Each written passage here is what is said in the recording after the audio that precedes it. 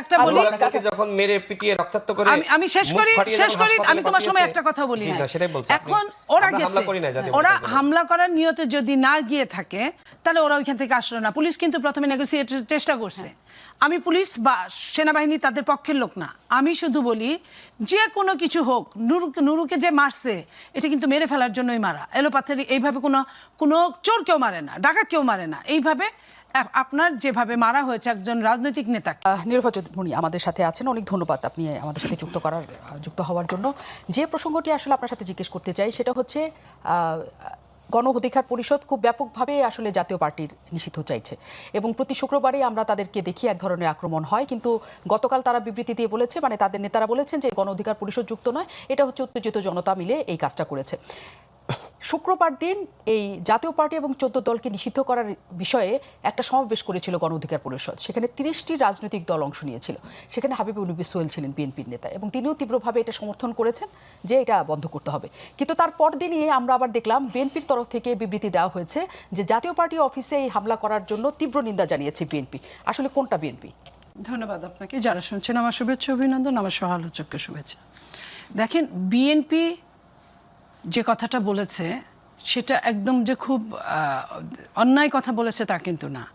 BNP কি চায়, যখন আপনার আন্দোলন ছিল 24শে জুলাই থেকে আগস্ট, তখন একরকম দেশ ছিল, তখন কোনো আইন শৃঙ্খলা ছিল না, আইনের বালাই ছিল না, আইন লঙ্ঘন করলেও কোনো কিছু হয় নাই।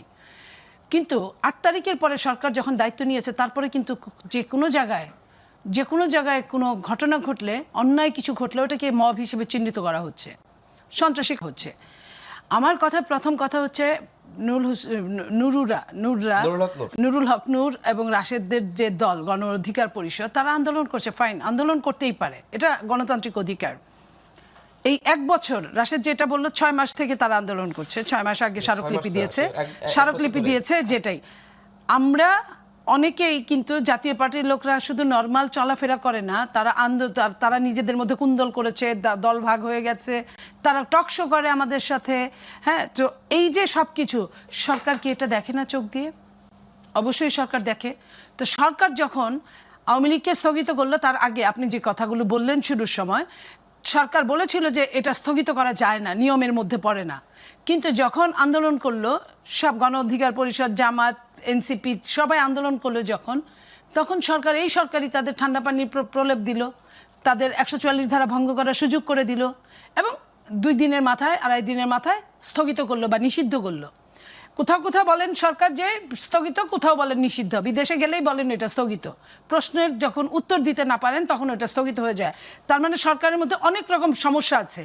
আমরা তো কোনো সমস্যা সংকুলে এই জিনিসগুলো দেখতে চাই না। এটা আমি সাদাকে সাদা বলতে চাই, কালোকে কালো বলতে চাই। সেইখানে আপনার এই 1 বছর পরে কেন গণ অধিকার পরিষদ জাতীয় পার্টির অফিসে হামলা করবে, অফিসে অ্যাটাক করবে, অফিস ঘেরাও দিবে? সেটা তো সরকারকে সে বলবে, কারণ এর আগে আওয়ামী লীগকে নিষিদ্ধ করার জন্য সরকারকে বলেছে তারা। তাহলে এইবারও তারা সরকারকেই বলবে। সরকার চাপে পড়ে যেটা হোক, ফর্মুলা যদি একই হয়, একই ফর্মুলার মধ্যে যারা পড়বে তাদের তো একই অবস্থা হওয়ার কথা। আওয়ামী লীগের বিপক্ষে তো তারা আন্দোলন করেছে সবাই মিলে একসাথে, মানে নিষিদ্ধ বা স্থগিত হওয়ার ক্ষেত্রে। যমুনার সামনে আমরা যেমন দেখেছি, মানে এনসিপি থেকে শুরু করে গণ অধিকার পরিষদ, সেটাই চালিয়ে যাক। আমি তো ওইটাই বলছি, সেটাই চালিয়ে যাক, করবে যা করবে। আপনার এই যে আন্দোলন করবে, কর্তা করবে, যাহা কর্তা করে সেটাই কর্ম। আপনি গেলে ওটা কর্ম হবে না। সো তাইলে তারা কেন এরকম একটা অবস্থার মধ্যে ওইখানে গেল? ওইখানে আগুন, আমি তোমার সামনে বলবো, প্লিজ একটু লেখো। একটা বলি, যখন মেরে পিটিয়ে রক্তাক্ত করে, আমি শেষ করি আমি তোমার সময় একটা কথা বলি না, সেটাই বলছি। এখন ওরা গেছে, ওরা হামলা করার নিয়তে যদি না গিয়ে থাকে তাহলে ওরা ওইখান থেকে আসলো না। পুলিশ কিন্তু প্রথমে নেগোসিয়েটের চেষ্টা করছে। আমি পুলিশ বা সেনাবাহিনী তাদের পক্ষের লোক না, আমি শুধু বলি যে কোনো কিছু হোক, নুরুকে যে মারছে এটা কিন্তু মেরে ফেলার জন্যই মারা। এলোপাথারি এইভাবে কোনো চোর কেউ মারে না, ডাকাত কেউ মারে না। এইভাবে আপনার যেভাবে মারা হয়েছে একজন রাজনৈতিক নেতাকে, সেইখানে আমি কাকে দুষবো? আমি দুষবো সরকার প্রধানকে। সরকার প্রধান কি আমার মতো আপনার মতো বিবৃতি দিয়ে খালাস পেতে পারে? ক্ষোভ প্রকাশ করে বিবৃতিতে খালাস পেতে পারে না। কারণ সরকারের আন্ডারে যারা চাকরি করে তারাই এই কাজটা করেছে। তাহলে সরকার কেন চুপ করে আছে এখন পর্যন্ত? সরকার কেন বিবৃতি দিয়ে খালাস হয়ে যাচ্ছে? সরকার যদি তাদের সাথে না পেরে থাকে সেটা বলুক। আমার কথা, আমি যদি সরকার থাকে যে দেশে, আমি তো সরকারকেই বলবো এই যে এতক্ষণ যে কথাটা বললাম ধারা বিবরণীতে ঠিক আছে তার কথা, এটা আদালতে এটা ঠিক আছে, কিন্তু টকশোর ক্ষেত্রে এটা ঠিক নাই। টকশোর ক্ষেত্রে দায়ী হবে সরকার। সরকার কি করেছে, সরকার কি বলছে, সরকারের যে স্বরাষ্ট্র উপদেষ্টা বলছে কিছুটা অবনতি আইন শৃঙ্খলার কিছুটা অবনতি হলে কি একজন রাজনৈতিক নেতাকে এইভাবে মারে? এটা কি কিছুটা অবনতি? কিংবা তার 1-2 সপ্তাহ পরে কি আপনার একটা লাশকে পুড়ায় ফেলে এইভাবে তাকে তুলে, এবং শুধু তাই না, জানান দিয়ে তুলেছে লাশ, আলটিমেটাম দিয়েছে বৃহস্পতিবার পর্যন্ত। তো বৃহস্পতিবার পর্যন্ত যখন আলটিমেটাম দেয় তখন সেইখানে আপনার প্রশাসন এখানে দায় নিতে বাধ্য। প্রশাসন কি করেছে? ওদের নিয়ে বসেছিল? একটা মানুষ এত বড় দুর্ঘটনা ঘটানোর আগে যে সে আলটিমেটাম দিয়েছে, তাদের নিয়ে প্রশাসনের কি কোনোই কাজ ছিল না? ঘটনা সম্পূর্ণ ঘটতে দেওয়ার সুযোগ দেওয়ার পরে তারা কি 2-3 হাজার মাইল দূরে থাকে? এই আমলারা, ডিসিএসপি বা ইওনো, তারা তো কাছেই থাকে। তাহলে তারা ঘটনা সম্পূর্ণ শেষ না হওয়া পর্যন্ত তারা কেন এসে এখানে অ্যাটাক করলো না? একটা মানুষ মারা গেল, কত মানুষ আহত হলো।